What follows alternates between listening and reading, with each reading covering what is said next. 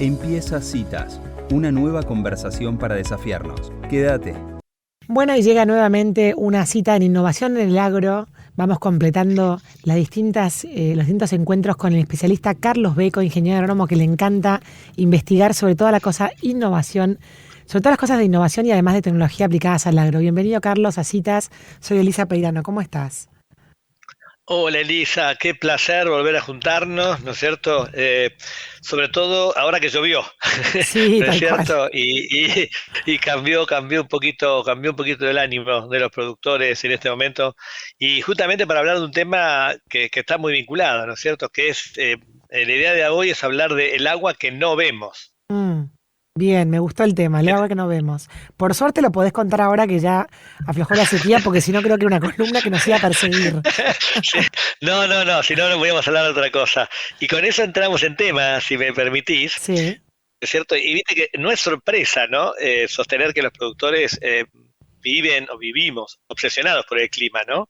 Mm, Viste que no exagero cuando todas las conversaciones comienzan alrededor de este tema, ¿no es cierto? Totalmente. Eh, y si hablamos de términos psicológicos, podríamos decir que la relación entre los productores y la lluvia es de una insatisfacción permanente, ¿viste? Nunca, no hay lluvia apropiada, ¿no es cierto? Tal cual. Eh, ¿No es cierto? No hay lluvia apropiada y el productor vive permanentemente mirando el suelo o ahora gracias a la digitalización chequeando su smartphone, ¿no? Mm, Pero siempre está pensando en la lluvia, ¿no? mm, Muchas veces esperando su llegada, como últimamente, y otras veces esperando que termine, mm, ¿no? Total. ¿Por defecto Así o que bueno, por exceso o por o falta? por Siempre es un exceso, tema. Sí. siempre es un tema. Pero bueno, la idea de hoy es hablar de un agua que no todos conocen o que hasta hace poco era bastante subestimada o literalmente desconocida, ¿no es cierto? Mm, Y es el agua subterránea, ¿no? Ajá. Y el agua de las napas freáticas, ¿no es cierto? En primer lugar, un dato, ¿no es cierto? Se estima que alrededor de 10 millones de hectáreas, o sea que es prácticamente un tercio del área agrícola argentina, está condicionada o tiene su impacto por el agua subterránea, por el agua de las napas, Ujú, ¿no es cierto? O sea que es un área, o sea, es un punto común para muchos productores.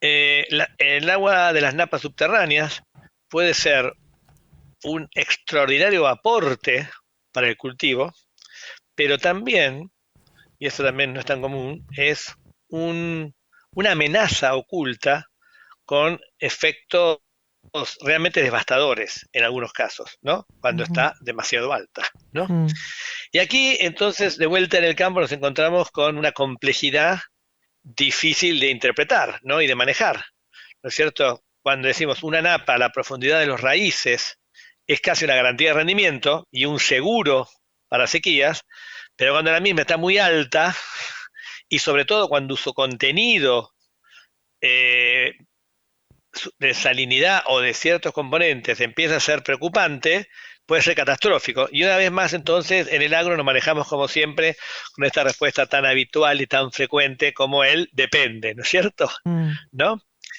Uno de los primeros ingenieros agrónomos en destacar y estudiar el tema de las napas y la actividad de las napas se llamaba Héctor Baigorri.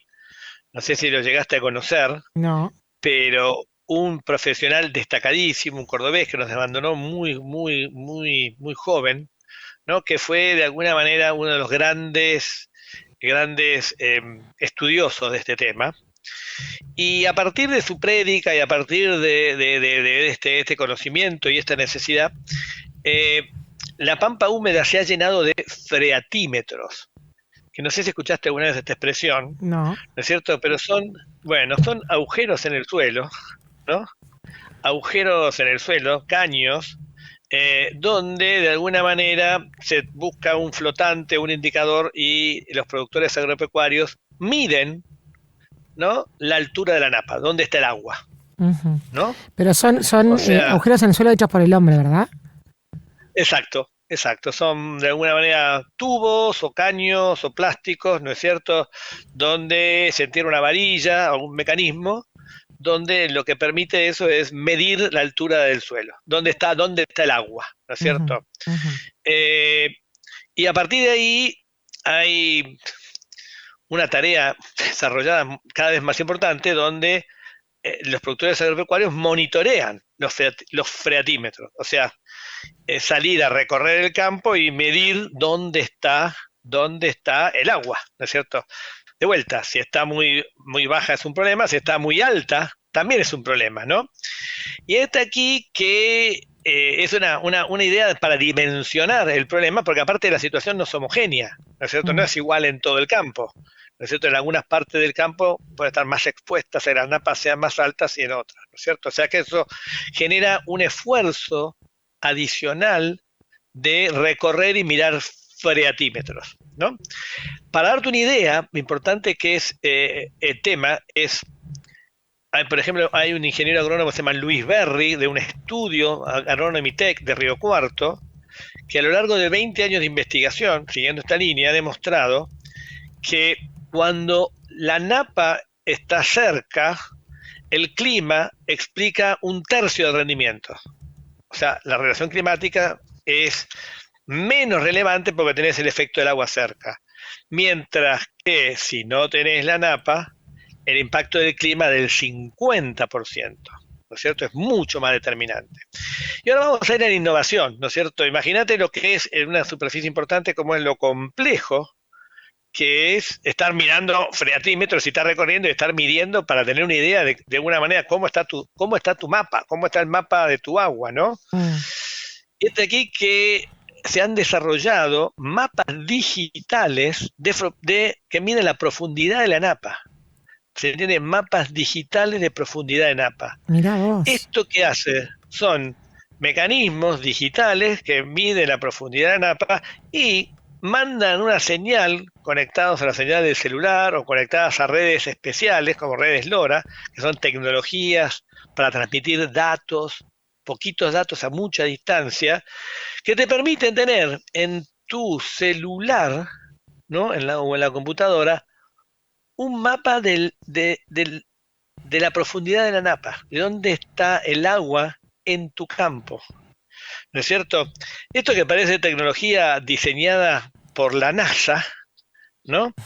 Es desarrollado por emprendedores argentinos, y en este caso te menciono Mm. al ingeniero agrónomo Sergio Rang, Sí. desde la localidad de La Boulaye, que es uno de los expertos en este tema, donde ha generado viste, si hablamos de agricultura por ambiente, si ¿te acordás cuando hablamos de Sí. chau lote Sí. o adiós a la dosis por hectárea, ¿no Sí. es cierto?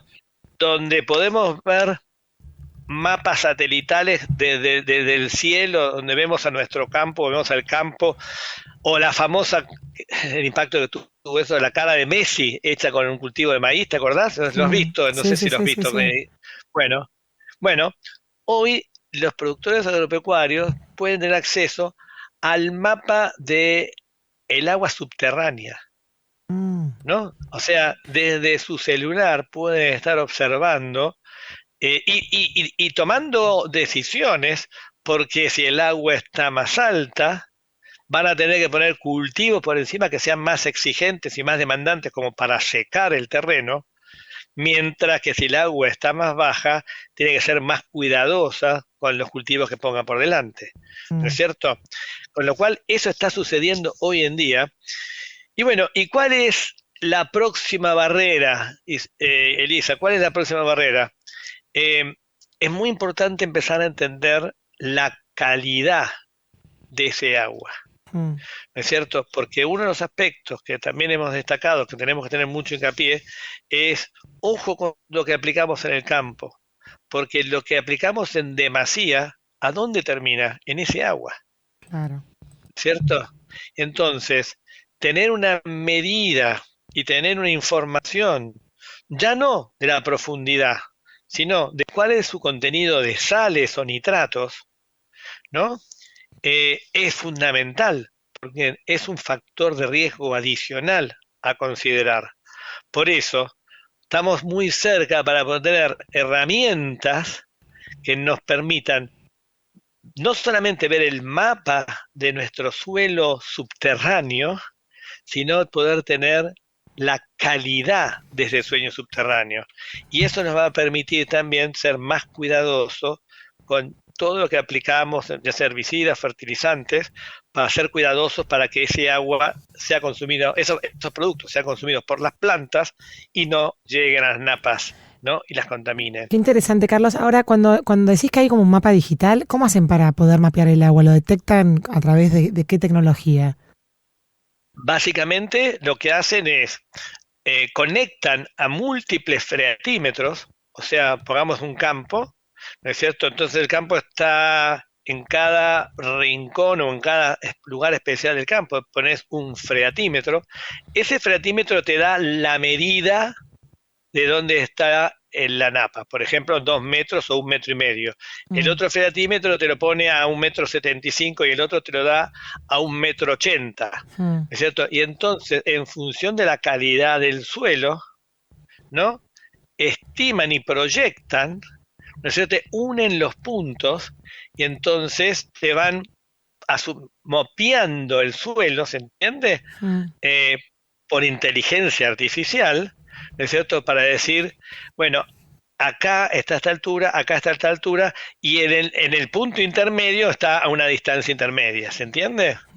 Es realmente fantástico, es mágico. O sea, yo cuando veo y no estoy hablando estoy hablando de productores que tienen que tomar decisiones en su día a día y consultan todos los días. Obviamente no cambia tan frecuentemente, pero para tomar las decisiones consultan dónde está el agua que no vemos, ¿no es cierto? Claro. Y esto nos pregunta, y la reflexión final es, ¿la nueva agricultura, dejaremos de depender del clima alguna vez? Lamentablemente, nuestros hijos o nuestros nietos agricultores del futuro seguirán, ¿no? Seguirán dependiendo del clima, ¿no, Elisa? Así que seguirán dependiendo del clima y las conversaciones seguirán empezando y obsesionadas por el clima. Solamente se tendrá más información, claro, y más herramientas para enfrentar los caprichos y seguir dependiendo y reduciendo su dependencia, ¿no? Está buenísima esta conclusión final, Carlos, porque es tal cual. O sea, van a ser dependiendo del clima, sí, pero con una batería mucho más grande y mucho más acertada de herramientas atinadas para poder tomar mejores decisiones. Exactamente, pero seguiremos mirando para arriba y seguiremos conversando del clima y siempre estaremos en una permanente insatisfacción, ¿no? Esto es parte del ADN, es parte del ADN de los que amamos esta agricultura. Totalmente. Carlos Beco, muchísimas gracias por otra gran columna en Citas de Radio. Un saludo inmenso. Bueno, me encantó, como siempre, un placer y bueno, nos vemos el mes que viene. Así es, un saludo inmenso, adiós. Gracias. Bueno, y así pasaba el especialista Carlos Beco, que siempre nos sorprende con las cosas que sabe, y esta vez mapas digitales de las napas subterráneas. Si te gustó esta conversación, compartila.